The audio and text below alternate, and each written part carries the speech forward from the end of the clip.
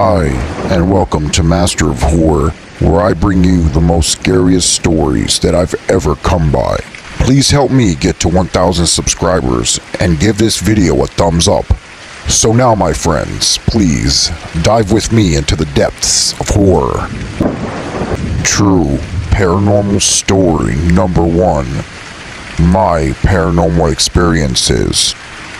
It is very likely that something is haunting our house.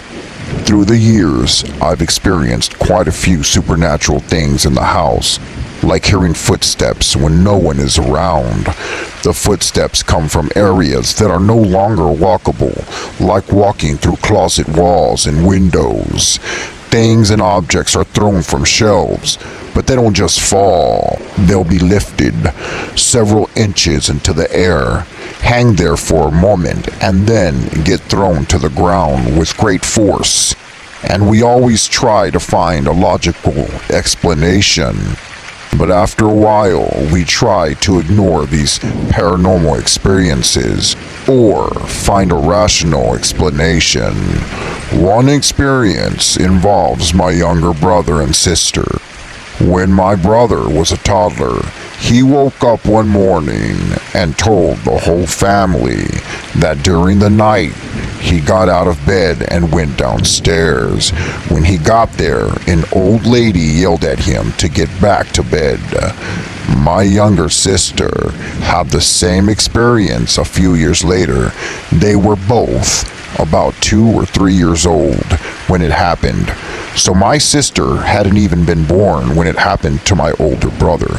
But the time it happened to her, my brother had completely forgotten that it happened to him. So it is very unlikely that he told her about it. Over the years, my parents and I have tried to explain it away, telling ourselves that they were only dreaming, but the fact that they both described the lady in nearly identical terms does prove that they just might be telling the truth. They claim they saw this old lady in the newest part of the house too.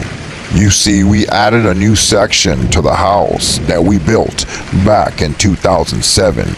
I've never felt comfortable in that part of the house, despite it being the most newest. All that was on the land before we built the addition was a single tree and some grass, but I feel very uncomfortable there.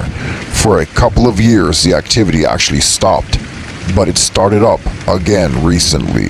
Recently, I've had books thrown around in my bedroom, and my mother woke up a few days ago when she thought that she heard my sister coming down the hallway.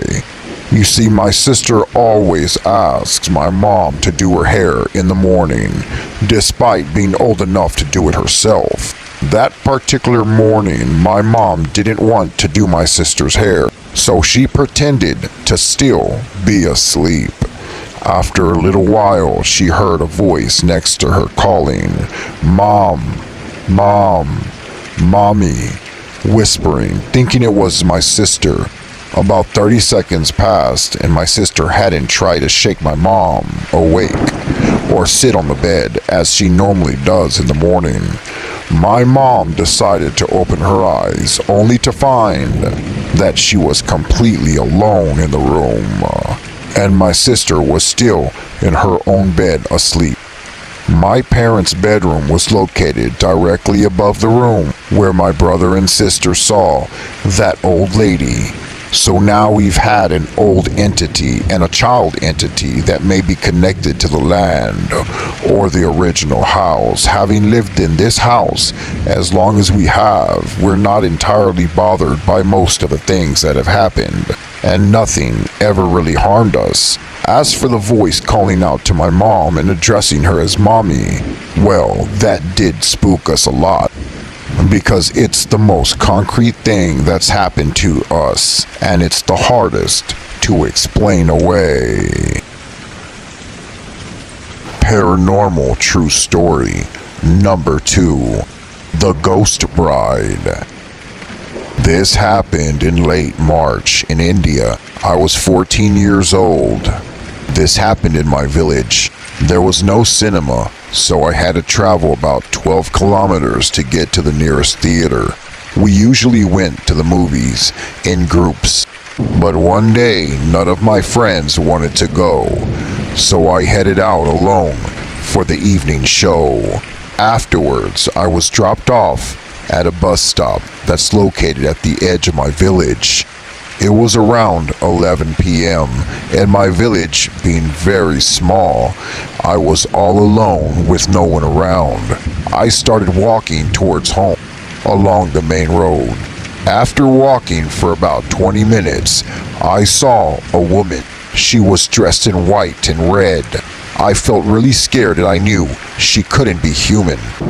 She was covering her face with the garment, just like newlyweds do in India. So I assumed she was a new bride. I thought to myself, what's a newlywed bride doing out here, all alone, late at night? She was just standing there with only trees surrounding her. I called down to where she was and asked if she needed help, but instead of answering, she started walking into the trees, and I found myself following her all the way. But no matter how fast I walked, I was never able to catch up to her. She was always ahead of me. After a while, I regained consciousness. I looked around and discovered that I had wandered into the middle of a jungle. Suddenly, all the scary stories that my elders ever told me came back to my memory, and I stood there frozen in fear. I remember that in our culture, an evil spirit will appear dressed as a newlywed bride with no legs. Slowly, I looked down at the woman's legs and realized she didn't have any at all. I wanted to run, but the thought of her being behind me and possibly chasing me down made me feel sick and nauseous. I had chills and goosebumps all over my body. Just as all of this was coming through my mind, she stopped and turned to look at me. At that very moment, I told myself, you better run or you're gonna die right here. So I ran, and when I got close to my home, I started screaming for my mother. I then felt something grab my shoulder. It felt like a claw-like heavy hand. I screamed one last scream that I was barely able to do. My mother and brothers came outside and asked me what was wrong. I explained everything to them. They looked at my back because I said it was hurting, and there they saw claw-like scratch marks. My mother performed some rituals before letting me into the house. She wanted to ward off evil spirits so that it would never enter our home.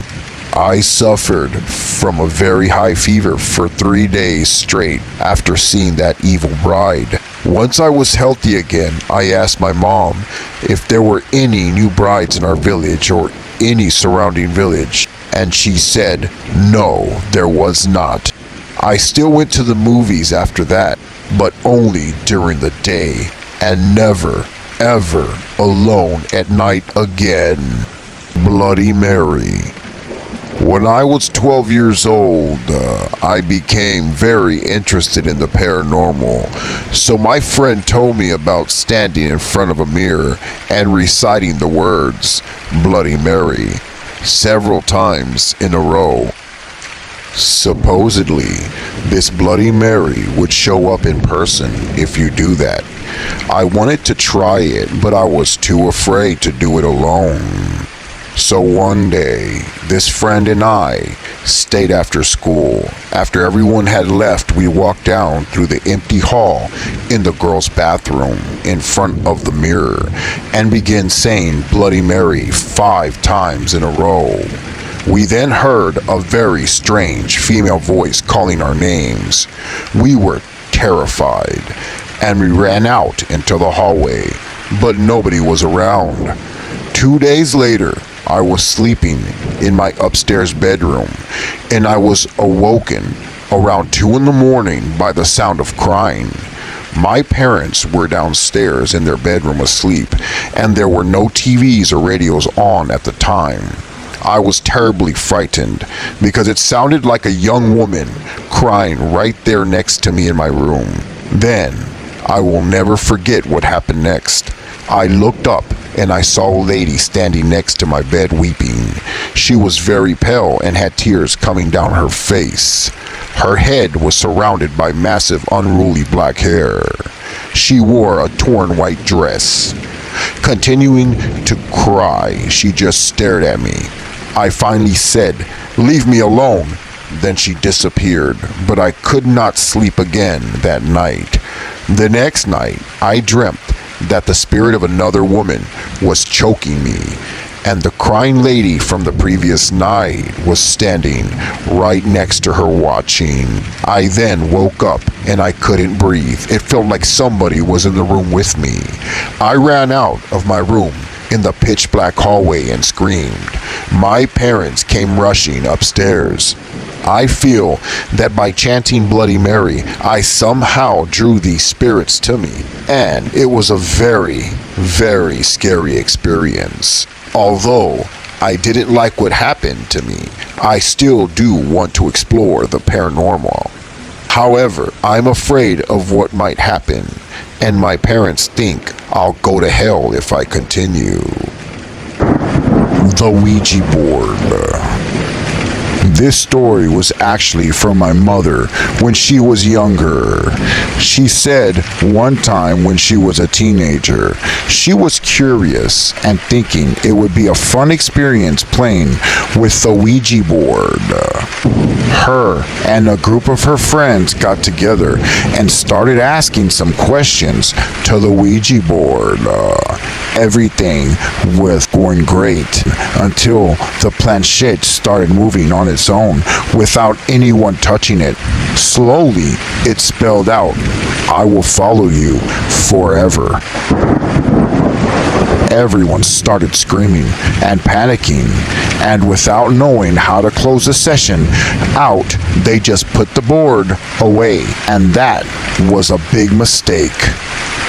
As my mother was watching TV with my grandma, she heard a noise from the kitchen, and she decided to check it out. As she walked into the kitchen, a dark shadow-like entity with large, angry eyes then launched at her, causing her to scream in terror. My grandmother, who was right behind her, only saw my mom fall backwards and never saw the entity. She tried to calm her down, suggesting that she might have imagined it, and things went back to normal for a while. Later, my mom went on a trip to Laredo to buy some merchandise to sell during a bus stop. My mother went to the bathroom, and suddenly everything around her darkened, and she heard the bathroom door lock from the outside. Terrified, she started screaming and asked for help, but people who were outside couldn't open the door. She felt dozens and dozens of roaches crawling all over her feet. She began to scream louder than ever.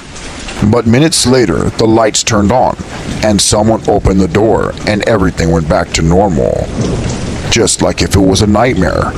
These strange incidences began happening more frequently, and the angry-looking entity kept bothering her, apparently unexpectedly.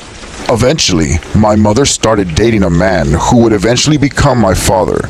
He knew a lot about these entities and also about being a Freemason.